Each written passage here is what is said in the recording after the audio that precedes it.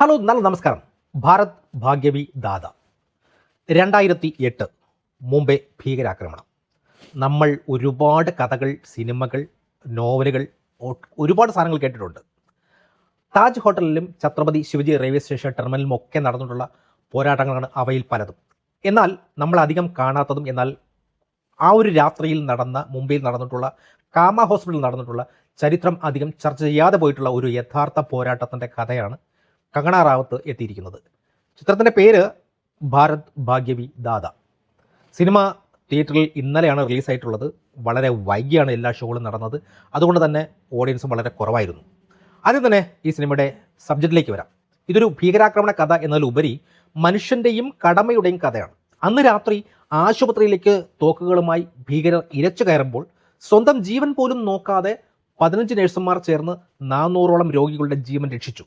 അതിസാഹസ്യമായിട്ടുള്ള ഒരു റിയലിസ്റ്റിക് ആയിട്ടുള്ള ഒരു സംഭവമാണ് സിനിമയുടെ പ്രചോദനം. കങ്കണ വന്നത് ഇതിൽ ഒരു അഞ്ജലി എന്ന് പറയുന്ന ഒരു സാധാരണ നഴ്സിൻ്റെ വേഷത്തിലാണ് എത്തുന്നത്. പതിവ് ഹോളിവുഡ് ദേശഭക്തി പോലെ അമിതമായിട്ടുള്ള ഡയലോഗുകളോ അല്ലെങ്കിൽ നാഷണാന്തമോ അല്ലെങ്കിൽ നാഷണൽ ഫ്ലാഗോ അങ്ങനെയൊന്നും ഇതിൽ തിരിച്ചു കയറ്റാതെ റിയലിസ്റ്റിക് ആയിട്ടുള്ള ഒരു മേക്കിംഗ് ആണ് ഈ ചിത്രം സമീപിച്ചിരിക്കുന്നത്. അതുകൊണ്ട് തന്നെ ചരിത്രത്തോട് അല്പമെങ്കിലും നീതി പുലർത്തിയിട്ടുണ്ട് എന്ന് തന്നെ ഞാൻ പറയും. സിനിമ കണ്ടിറങ്ങുമ്പോൾ നമുക്ക് ഹൃദയസ്പർശമായിട്ടുള്ള ഒരുപാട് വൈകാരികമായിട്ടുള്ള ഒരു ഇമോഷൻസ് നൽകുന്നുണ്ട്. കങ്കണ റാവുത്തിൻ്റെ ഒരു ഗംഭീര തിരിച്ചുവരവ് കൂടിയാണ് ഈ സിനിമ എന്ന് പറയാം. യാതൊരുവിധ ഗ്ലാമറുമില്ലാതെ ഉള്ളിൽ വലിയൊരു ദൃഢതയുള്ള ഒരു മിഡിൽ ക്ലാസ് നേഴ്സ് അവർ വളരെയധികം മനോഹരമാക്കി തന്നെ പറയാം. ആശുപത്രിയിൽ തുടർച്ചയായി വരുന്ന മൃതദേഹങ്ങൾ വരുമ്പോൾ തകർന്നു പോകുന്ന നേഴ്സിൻ്റെ അവസ്ഥ വെറും കണ്ണുകൾ കൊണ്ട് കങ്കണ അഭിനയിച്ചു ഫലിപ്പിച്ചു എന്ന് തന്നെ പറയാം. ഈ സിനിമയുടെ ഏറ്റവും വലിയ സവിശേഷത ഇതൊരു വൺ മാൻ ഷോ അല്ല എന്നതാണ്. ഗിരിജ ഓക്ക്, അതോടൊപ്പം തന്നെ ഇഷ ഡേ, സ്മിത താബ തുടങ്ങിയ മറ്റ് മറാത്തി താരങ്ങൾ പോലും അവർക്കും വ്യക്തമായിട്ടുള്ള ഒരു പ്രാധാന്യം സംവിധാനം പലയിടത്തും നൽകിയിട്ടുണ്ട്. സിനിമയിലെ ഒരു പ്രധാന നിമിഷം എടുത്തു പറയേണ്ടത് കനത്ത വെടിവയ്പ്പിനിടയിലും ഭയപ്പെടാതെ പ്രസവവേദന കൊണ്ട് പുളയുന്ന ഒരു സ്ത്രീയെ സുരക്ഷിതമായി റൂമിലെത്തിച്ചിട്ട് പ്രസവമെടുക്കുന്ന രംഗം. അതോടൊപ്പം തന്നെ ഒരു രോഗിയുടെ ഭർത്താവ് നേഴ്സിനെ വില കുറച്ച് കാണുമ്പോൾ അനുഭവ സമ്പത്തുള്ള ആ നേഴ്സിന് പറഞ്ഞത് കറക്റ്റാണ് എന്ന് ഡോക്ടർ വ്യക്തമാക്കുന്ന ആ ഒരു രംഗം. ഇതിൽ തിയേറ്ററിൽ വലിയൊരു കയ്യടി നേടുന്ന അല്ലെങ്കിൽ ഇമോഷനായിട്ട് നമ്മളെ സിനിമയിൽ സഞ്ചരിപ്പിക്കാൻ ഉതകുന്ന ചില രംഗങ്ങളായിരുന്നു. സാങ്കേതികമായ വശങ്ങളിലേക്ക് നോക്കുകയാണെങ്കിൽ അയൻ സീലിൻ്റെ റിയലിസ്റ്റിക് ആയിട്ടുള്ള ക്യാമറ കാഴ്ചകളാണ് കാണാൻ കഴിയുന്നത്. അതോടൊപ്പം തന്നെ ദേവറാവു യാദവിൻ്റെ കൃത്യമായിട്ടുള്ള എഡിറ്റിംഗ് സിനിമയെ വിരസതയില്ലാതെ കൊണ്ടുപോകുന്നുണ്ട്. വെറും 2 മണിക്കൂർ മാത്രമാണ് സിനിമയുടെ ദൈർഘ്യം. ഇൻ്റർവെല്ലിന് തൊട്ട് മുമ്പ് ഭീകരർ എത്തുന്നതോടുകൂടി പശ്ചാത്തല സംഗീതം പ്രേക്ഷകരുടെ ഒരു വലിയ ടെൻഷനും ഉദ്യോഗവും ഉണ്ടാക്കുവാൻ സഹായിക്കുന്നുണ്ട്. നവാഗതനായിട്ടുള്ള മനോജ് അബാഡിയയുടെ സംവിധാനം മികച്ചതാണ് എന്ന് തന്നെ പറയാം. എന്നാൽ സിനിമയ്ക്ക് ചില നെഗറ്റീവുകളും പറയുവാനുണ്ട്. ഒന്നാമതായി ഫസ്റ്റ് ഹാഫിലെ ആ ഒരു ഫാസ്റ്റിംഗ് സെക്കൻഡ് ഹാഫിൽ കാണാൻ കഴിഞ്ഞില്ല. ചില രംഗങ്ങളിൽ അല്പം വലിച്ചു നീട്ടിയതുപോലെ തോന്നിപ്പിക്കുന്നുണ്ട്. എഡിറ്റിങ്ങിൽ കുറച്ചുകൂടി ശ്രദ്ധിച്ചിരുന്നുവെങ്കിൽ ഈ സിനിമ ലാഗില്ലാതെ നന്നായിട്ട് തന്നെ കൊണ്ടുപോകാൻ സഹായിക്കുമായിരുന്നു.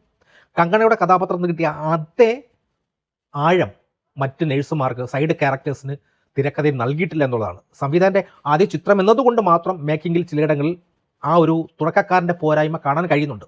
കൂടാതെ സാധാരണ മാസ് മസാല പടങ്ങൾ ഇഷ്ടപ്പെടുന്നവർക്ക് ഒരുപക്ഷെ ഈ സിനിമ റിയലിസ്റ്റിക് സ്വഭാവം ഉള്ളതുകൊണ്ട് ചിലപ്പോൾ അത്ര കണ്ട് ദഹിക്കാൻ സാധ്യതയില്ല. പ്രത്യേകിച്ച് ഹിന്ദി ബെൽറ്റിൽ ഇതുപോലുള്ള റിയലിസ്റ്റിക് ആയിട്ടുള്ള സിനിമകൾ വിജയിക്കുക എന്നത് വളരെയധികം പ്രയാസമാണ്. മസാലപ്പടങ്ങൾ എന്തെങ്കിലുമൊക്കെ കാട്ടിക്കൂട്ടിയാൽ മാത്രമേ പല സിനിമകളും വിജയിക്കുകയുള്ളൂ. അപ്പോൾ അതുകൊണ്ട് തന്നെ ഹിന്ദിക്കാരുടെ കാഴ്ചപ്പാട് വളരെ വ്യത്യസ്തമാണല്ലോ. എന്തെങ്കിലുമൊക്കെ കാട്ടിക്കൂട്ടിയാൽ മാത്രമേ അവർക്ക് സിനിമ ദഹിക്കുകയുള്ളൂ. പക്ഷേ ഇത് ഒരു റിയലിസ്റ്റിക് ആയിട്ടുള്ളൊരു സിനിമ ആയതുകൊണ്ട് ഇത് എത്രത്തോളം വിജയിക്കുമെന്ന് കണ്ടു തന്നെ അറിയണം. ഈ സിനിമ നൽകുന്ന സാമൂഹ്യ സന്ദേശം വളരെ വലുതാണ്. ഡോക്ടർമാരും സൈനികരും മാത്രമല്ല, നഴ്സുമാരും നമ്മുടെ സമൂഹത്തിലെ ശുചീകരണ തൊഴിലാളികളും ബഹുമാനം അർഹിക്കുന്നുണ്ട്.